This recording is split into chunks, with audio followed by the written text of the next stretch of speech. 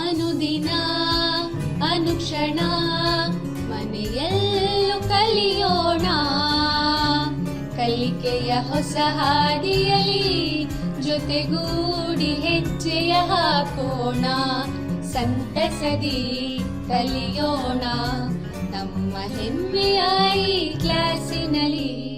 Yes, sir. Yes, teacher. Present, ma'am. अस्सलामुअलैकुम वरहमतुल्लाहि वबरकातुहू। प्यारे तुलबा, आज की ई क्लास संवेदना में आपका इस्तकबाल है। सबसे पहले मैं अपना इंट्रोडक्शन कराना चाहती हूँ। मेरा नाम शकीला बानो है और मेरा वर्किंग प्लेस सरकारी उर्दू हायर प्राइमरी स्कूल पाने गाँव गुलबर्गा जुनूब। मैं आज जमात हश्तुम का मजमून इल्मी रियाजी सबक नंबर 2 जिसका नाम है नातिक आदात लेने वाली हूँ। ये सबक को हम 2 पीरियड में, आज फर्स्ट पीरियड में हम नातिक आदात का तारुफ और नातिक आदात की खुसूसियात को जानेंगे। चलिए बच्चों, हम कुछ मसावत के ज़रिए सबक को समझेंगे। मसावत के ज़रिए आदात को समझना। यहाँ मैंने एक मसावत x जमा 2 मसावी है 13 लिया है। जब इस x को हल किया जाता है यानी x मसावी है 13 - 2 तो हमें x की कीमत 11 हासिल होती है। हमें पता है ये 11 आदात के कौन से सेट से ताल्लुक़ रखता है? हाँ, आदात के फितरी सेट से ताल्लुक़ रहता है। इसे फितरी अदद कहते हैं। फितरी अदद गिनती के आदात को फितरी अदद कहते हैं। अंग्रेज़ी के कैपिटल लेटर n से ज़ाहिर किया जाता है। n = bracket 1 2 3 4 5 6 dash dash dash. इसी तरह हम दूसरी मसावत हल करेंगे। x जमा 5 मसावी 5। जब x को हल किया जाएगा, x मसावी है 5 - 5, x मसावी है 0 हासिल होगा। अब हम ये सोचेंगे कि ये 0 आदात के कौन से सेट से ताल्लुक़ रखता है। जी हाँ, ये सालिम आदात है, यानी 0 और गिनती के आदात को सालिम या मुकम्मिल आदात कहा जाता है, जिसको अंग्रेज़ी के लेटर W से ज़ाहिर किया जाता है। इसी तरह हम और एक मसावत हल करेंगे। x जमा 18 मसावी है 5, x मसावी 5 - 18, x मसावी -13। हमें यहाँ x की कीमत मनफी में हासिल हुई। अब तक हमने देखा x की कीमत गिनती में थी 11 और x की कीमत 0 आई। अब यहाँ पे x की कीमत मनफी वाले अदद हुई, तो जी हाँ, मनफी वाले आदात को कहते हैं सही आदात। सही आदात 0, मुस्बत और मनफी आदात को सही आदात कहा जाता है, जिसको अंग्रेज़ी के लेटर I से ज़ाहिर किया जाता है। और आदात है 0, मुस्बत -1, मुस्बत -2, मुस्बत -3, यानी यहाँ पे 0 और मुस्बत और मनफी वाले आदात लिए जाते हैं। इसी तरह कुछ और मसावत हल करेंगे हम। 2x मसावी 3, x मसावी है 3/2 और एक देखेंगे मसावत 5x जमा 7 मसावी 0, x मसावी है -7/5। यहाँ हमें x की 2 कीमतें अलग अलग मिली हैं, दोनों भी कसर में हैं, लेकिन एक x मसावी है 3/2 आया और एक x मसावी है -5/7, यानी मुस्बत वाले भी आदात हैं, मनफी वाले भी आदात हैं और वह आदात कसर में है, यानी शुमार कुनिंदा नस्ब नुमा की हालत में है। तो ऐसे आदात को कहते हैं नातिक आदात, जिसको कुछ इस तरह कहा जाता है। ऐसे आदात जो p/q की शक्ल में लिखा जा सकता है, जहाँ p और q सही आदात हों और q मसावी ना हो 0 के, नातिक आदात कहलाते हैं। अब हमने जाना कि नातिक आदात किसे कहते हैं, समझ लिए। अब हम देखेंगे नातिक आदात की खुसूसियात, प्रॉपर्टीज़ ऑफ रैशनल नंबर्स। यहाँ पे हमें बंदिशी खुसूसियत, तखलीबियत खुसूसियत, तिलाज़मियत खुसूसियत, 0 की खुसूसियत, 1 की खुसूसियत, एक अदद की मनफी मखलूब, इसके बारे में आज पढ़ा जाएगा। बंदिशी खुसूसियत क्लोज़र प्रॉपर्टी, तखलीबियत कम्यूटेटिव प्रॉपर्टी, तिलाज़मियत एसोसिएटिविटी प्रॉपर्टी, 0 की खुसूसियत आइडेंटिटी प्रॉपर्टी ऑफ 0, 1 की खुसूसियत आइडेंटिटी प्रॉपर्टी ऑफ 1, एक अदद की मनफी negative of 1 number. Last one is मखलूब यानी रेसिप्रोकल। इन खुसूसियात को हम एक के बाद एक पढ़ेंगे। फर्स्ट हम पढ़ेंगे बंदिशी खुसूसियत। बंदिशी खुसूसियत में हम जमा का अमल देखेंगे। फर्स्ट जमा 2/3 और 3/4 दो नातिक आदात हैं। इन नातिक आदाद में हम जमा का अमल करेंगे। 3/4 जमा 2/3। जब इन कसरों को जमा किया जाता है तो नसब नुमा यहाँ दोनों के अलहदा हैं, तो उन दोनों नसब नुमा को ज़रब दिया जाता है 4 × 3, और शुमार कुनिंदे को दूसरे वाली कसर के नसब नुमा से ज़रब दिया जाता है 3 × 3 जमा 2 × 4। इसको जब हल किया जाता है तो हमारा आंसर आता है 3 × 9 जमा 4 दूनी 8 बटा 4 × 12, 9 जमा 8 बटा 12। इसको मज़ीद हल करने पर आपको आंसर आएगा 9 में 8 मिलाने से आपका आंसर होगा 17/12 का 12। तो यहाँ पे 17/12 भी एक नातिक अदद है। पे हमारी राय जनी होगी कि जमा का अमल बंदिशी है, यानी नातिक अदद जमा के अमल के लिए बंदिशी खासियत रखता है। उमूमी तौर पर कोई दो नातिक अदद ए और बी के लिए ए जमा बी भी एक नातिक अदद है। इसी तरह हम बंदिशी खुसूसियत तफरीक के लिए हल करेंगे। दो नातिक आदाद लेंगे 5/7 और -2/3, दो नातिक आदाद हैं। इन दोनों नातिक आदाद के दरमियान हम तफरीक का अमल करेंगे।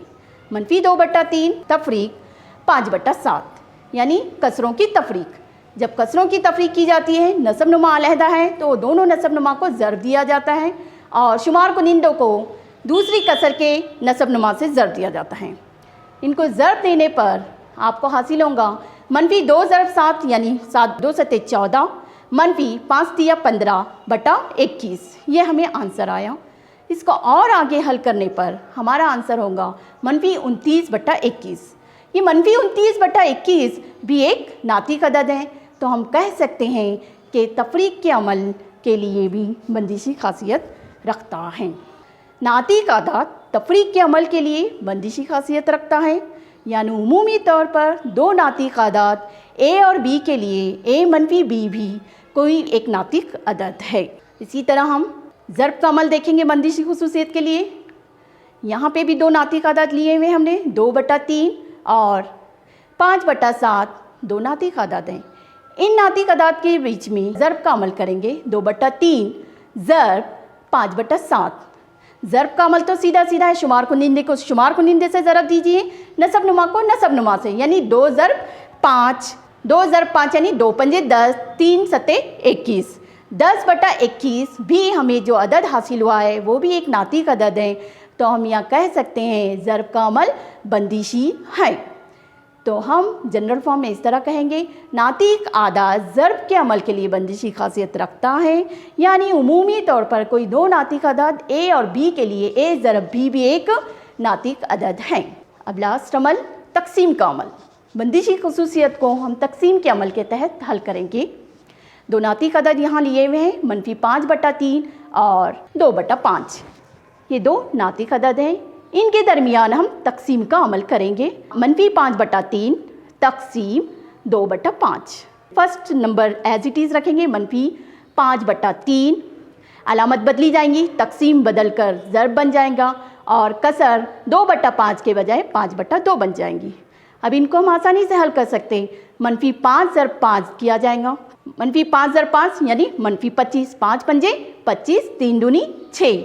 -25/6 एक नातिक अदद तो है, एक नातिक अदद है, मगर किसी भी नातिक अदद ए और बी के लिए ए तकसीम सिफर मारूफ नहीं है, यानी इसलिए नातिक अदद तकसीम के अमल के लिए बंदिशी खासियत नहीं रखता है। तो राय जनी होंगी तकसीम का अमल बंदिशी नहीं है। तो हमने देखा कि नातिक अदद बंदिशी खुसूसियत में चार बुनियादी अमल हैं हमारे: जमा, तफरीक, ज़रब। जमा, तफरीक, ज़रब के लिए नातिक अदद बंदिशी खासियत रखता है, जबकि तकसीम के अमल के लिए बंदिशी खासियत नहीं रखता है। इसी तरह हम बंदिशी खुसूसियत, जिस तरह नातिक अदद को लेकर हमने बंदिशी खुसूसियत पढ़ी है, इसी तरह हम नेक्स्ट खुसूसियत पढ़ेंगे तकलीबियत खुसूसियत। तकलीबियत के माने हैं बदलना, जगह बदलना। यहाँ पे भी हम चार अमल इस्तेमाल करते हुए हल करेंगे, यानी जमा, तफरीक, ज़रब, तकसीम के बुनियादी अमल इस्तेमाल करेंगे। फर्स्ट हम लेंगे जमा का अमल। 5/7 और -2/3 दो नातिक आदाद हैं। 5/7 जमा मनफी ब्रैकेट में ले लेंगे, ब्रैकेट -2/3 और यही आदात को हम उसकी जगह बदलेंगे, यानी पहले -2/3 लेंगे और जमा 5/7 लेंगे, यानी इसकी जगह बदली। पहले हमने 5/7 लिया, जमा की अलामत डाली, दूसरा नातिक अदद -2/3 लिया। दूसरे इसमें मैंने क्या किया, पहले -2/3 लिया और जमा 5/7, यानी यहाँ पे नातिक अदद की जगह बदली गई। जगह बदलने को ही तकलीबियत कहते हैं। अब जमा का अमल करेंगे। इसमें 5/7 ब्रैकेट ओपन करने के लिए अलामत को ज़रब दिया जाएगा, मुस्बत -2/3 और -2/3 जमा 5/7। अब यहाँ पे कसरों की जमा तफरीक का अमल, यानी नसब नुमा अलहदा है, नसब नुमा को नसब नुमा से ज़रब दिया जाएगा, शुमार कुनिंदे को दूसरी कसर के नसब नुमा से ज़रब दिया जाएगा, यानी 5/3 -2/7/7/3 5/7 -2/3। यहाँ पे मैंने एरो से आपको बताया, यानी 5 को 3 से ज़रब दिया गया और 2 को 7 से ज़रब दिया गया। और इसी तरह सेम अमल इसके लिए भी होगा, 3/7 -2/7 जमा 5/3। इसको हल करने पे 5 15 -7 दूनी 14 बटा 7 21। दूसरी -2/7 यानी 14 -14 जमा 5 15 बटा 21। इसे और हल किया जाएगा तो 1/21 -14 जमा 25 यानी 1/21 आया, और एक को हल करने पर 1/21 आया, यानी दोनों भी आंसर, दोनों को जगह बदलने पर, ब्रैकेट की जगह बदलने पर नातिक अदाद की हमें जवाब वही आया जमा के अमल में। तो 1/21 मसावी है 1/21। तो कह सकते हैं नातिक अदाद जमा के अमल के तहत तखलीबी खासियत रखता है, यानी कोई दो नातिक अदाद ए और बी के लिए ए जमा बी मसावी है बी जमा ए के। इसी तरह हम तखलीबी खासियत तफरीक के लिए देखेंगे। यहाँ पे भी दो आदाद लिए जाएंगे, 5/4 और 2/3 दो नातिक अदाद हैं। इन नातिक अदाद के बीच में हम नातिक अदाद की जगह बदल कर तफरीक का अमल करेंगे। 2/3 -5/4 और 5/4 -2/3, यानी इनकी जगह बदली गई। अभी ये हो गया कसरों का अमल। अब यहाँ पे हम कसरों की तफरीक आ गई हमें। तो नसब नुमा अलहदा है, फिर नसब नुमा को नसब नुमा से ज़रब दिया जाएगा। हल करने पर 2/4 -5/3। यहाँ पे साइड में मैंने बताया 2/3 कसर को दूसरी कसर के नसब नुमा से ज़रब दिया गया और 5/4 को पहली कसर के नसब नुमा से ज़रब दिया। इसी तरह बाजू वाला भी नातिक अदद का अमल वही करेंगे कसरों की तफरीक में। 5/3 -2/4/4/3। हल करने पर 8 -5 15 बटा 3 चौक 12 और 5 15 -4 दूनी 8 बटा 4 12। इसे और हल करेंगे, यानी से 8 में से 15 को तफरीक करेंगे तो 15 में से 8 चले गया तो आएगा आपका आंसर कितना, -7/12। क्यों बोले तो बड़े नंबर से छोटे नंबर को तफरीक करें, बड़े नंबर की अलामत मनफी है इसलिए -7/12 हुआ इधर।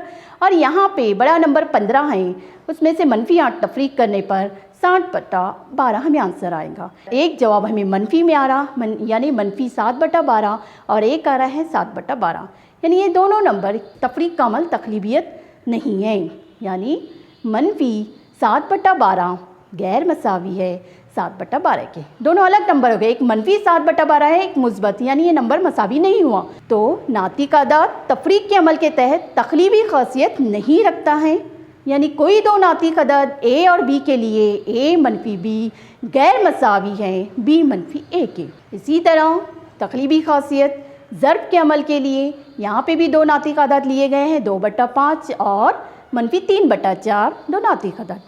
इन दोनों के बीच में ज़र्ब का अमल -3/4 ज़र्ब 2/5। अब इनकी जगह बदली जाएंगी, 2/5 ज़र्ब -3/4। अमल -3 ज़र्ब के अमल में हमको शुमार कुनिंदे से ज़र्ब देना है, नसब नुमा को नसब नुमा से ज़र्ब देना है। -3 ज़र्ब 2/4 ज़र्ब 5 और 2 ज़र्ब -3/5 ज़र्ब 4। इनको हल करने पे -3 ज़र्ब 2 यानी -6 बटा नीचे 5 ज़र्ब 4 यानी 20, 5 चौक 20। इसी तरह 2 ज़र्ब -3 यानी -6 बटा 5 ज़र्ब 4 यानी 20। तो यहाँ पे हमें दोनों आंसर -6/20 आया, और जगह बदलने पे आधा नातिक आदाद की तो भी हमें आंसर जवाब उसका -6/20 आया, यानी ज़र्ब का अमल तक़लीबी है। तो -6/20 मसावी होगा -6/20, यानी नातिक आदाद ज़र्ब के अमल के तहत तक़लीबी ख़ासियत रखता है, यानी कोई दो नातिक आदाद ए और बी के लिए ए ज़र्ब बी मसावी है बी ज़र्ब ए। इसी तरह हम तक़सीम का अमल देखेंगे तक़लीबी ख़ासियत के लिए। तक़सीम के अमल के लिए भी मैंने दो नातिक आदाद लिए हैं, 5/4 और 3/7। 5/4 तक़सीम 3/7, और अब जगह बदल कर 3/7 तक़सीम 5/4। अब तक़सीम का अमल करने के लिए अलामत बदली जाएंगी, तक़सीम को ज़र्ब में मुब्तला किया जाएगा।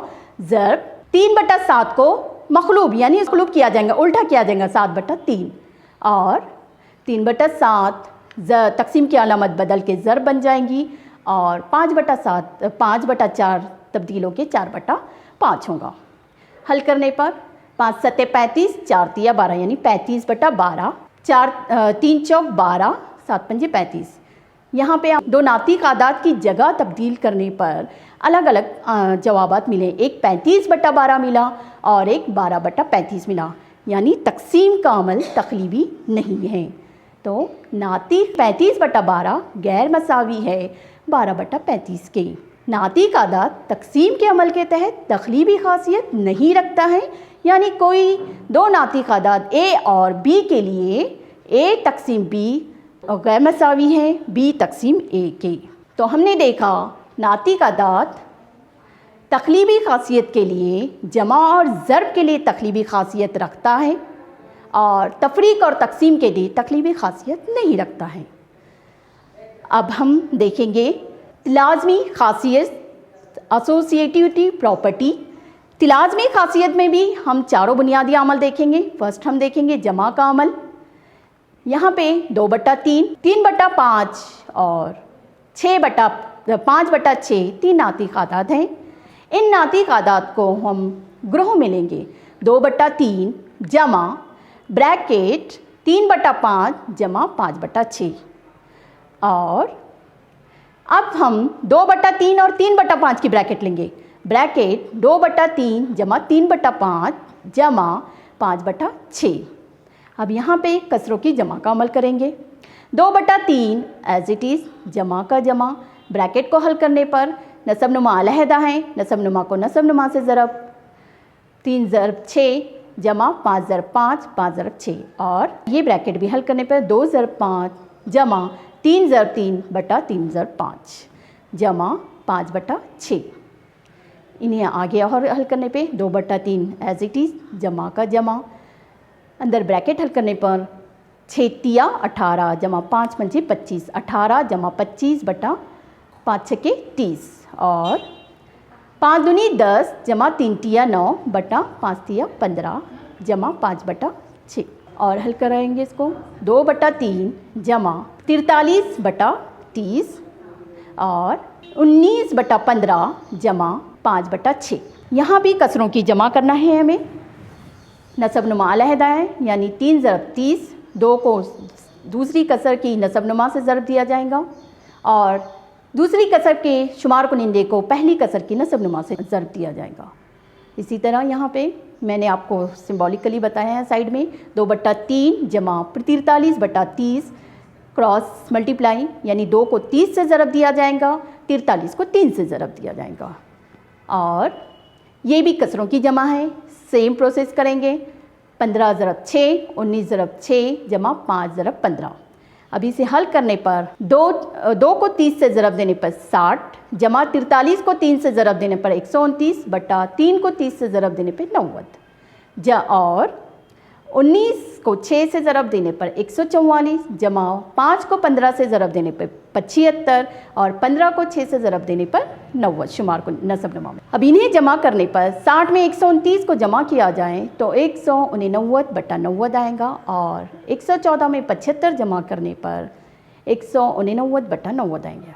ये दोनों आंसर मसावी हैं, यानी 189/90 मसावी हैं। तो यहाँ पे हम ये कहेंगे नातिक आदाद के लिए जमा का अमल लाज़मी खासियत रखता है, यानी कोई 3 नातिक आदाद A, B और C के लिए A जमा ब्रैकेट B जमा C मसावी ब्रैकेट A जमा B जमा C होता है। इसी तरह हम लाज़मी खासियत तफरीक के अमल के लिए करेंगे। 2/3, 4/5 और 1/2 3 नातिक आदाद हैं। 2/3 तफरीक ब्रैकेट 4/5 मनफी 1/2 और 2/3 मनफी 4/5 तफरीक 1/2। फर्स्ट हम ब्रैकेट को हल करेंगे, यानी 2/3 एज इट इज़, मनफी का मनफी, ब्रैकेट में कसरों की तफरीक है, वो अमल तो हम जानते हैं। नसब नुमा को नसब ने 5 ज़रब 2, 4 ज़रब 2 मनफी 1 ज़रब 5 और इस ब्रैकेट को हल करने पर 2 ज़रब 5 मनफी 4 ज़रब 3 बटा 3 ज़रब 5 मनफी 1/2। फिर 2/3 तफरीक ब्रैकेट को हल करने पर 4 दूनी 8 मनफी 5 एकन 5 बटा 10 और 5 दूनी 10 मनफी 4 तिया 12 बटा 3 पंजे 15 मनफी 1/2। 2/3 मनफी 8 में से 5 तफरीक करने पर 3/10 होगा और 10 में से 12 तफरीक में यहाँ पे मनफी आंसर आएगा। क्यों बोले तो 12 बड़ा नंबर है, उसकी अलामत तफरीक है। मनफी 12 2/15 मनफी 1/2 से और हल किया जाएगा। इनका एलसीएम लेने पर 2 ज़रब 10 मनफी 3 ज़रब 3 बटा 3 ज़रब 10 और मनफी 2 ज़रब 2 मनफी 1 ज़रब 15 बटा 15 ज़रब 2।